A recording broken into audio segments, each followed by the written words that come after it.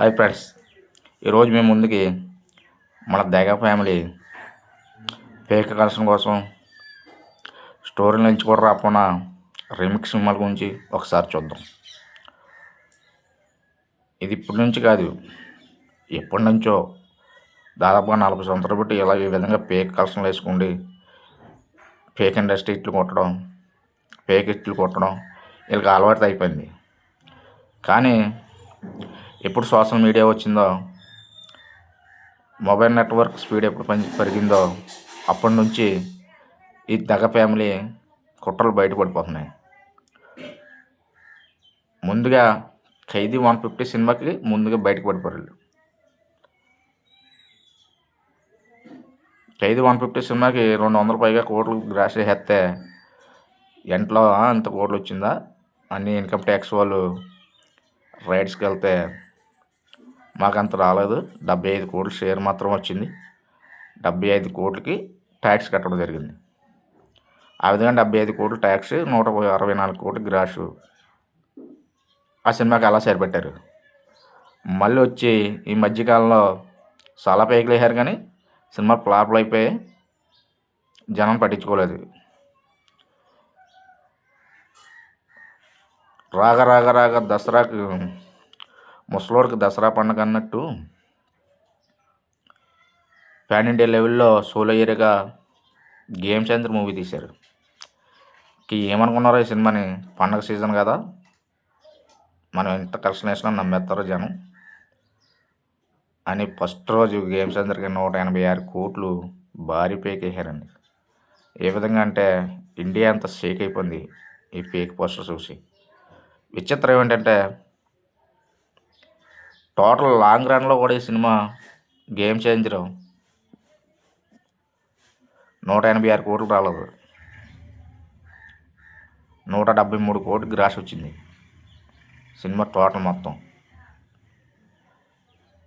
ఈ విధంగా పేక్ కలెక్షన్ వేసుకున్నారు వీళ్ళు.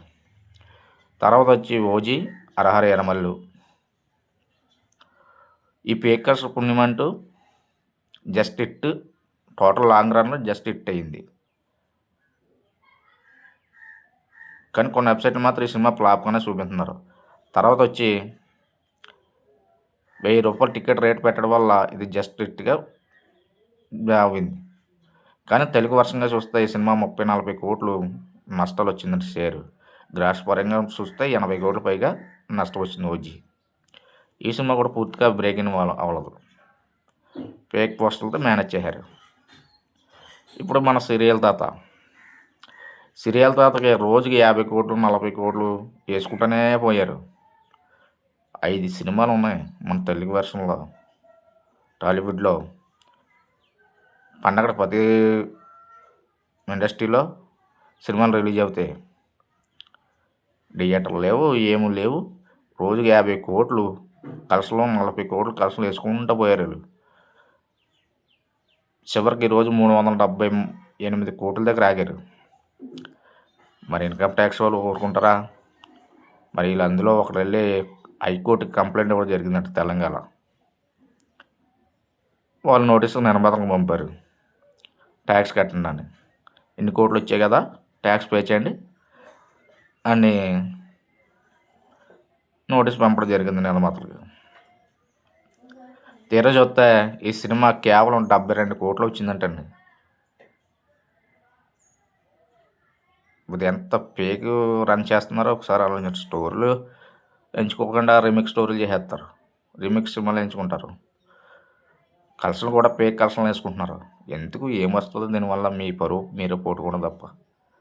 నిజాయితీగా ఉండండి. సినిమా హిట్ అవుతాయి, ఆటోమేటిక్గా అవే కలెక్షన్లు అవుతాయి. బాగోలేని సినిమాలు బాగుందని రుద్దితే అదే కరెక్ట్ కాదు. అది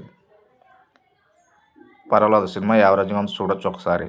తాత మన శంకర్ వరప్రసాద్ పండగ సినిమాల్లో 3 ఆప్షన్గా ఎంచుకున్నారు. చూసారు కూడా జనం. దాని దగ్గర కలెక్షన్లు వేసుకోవాలి.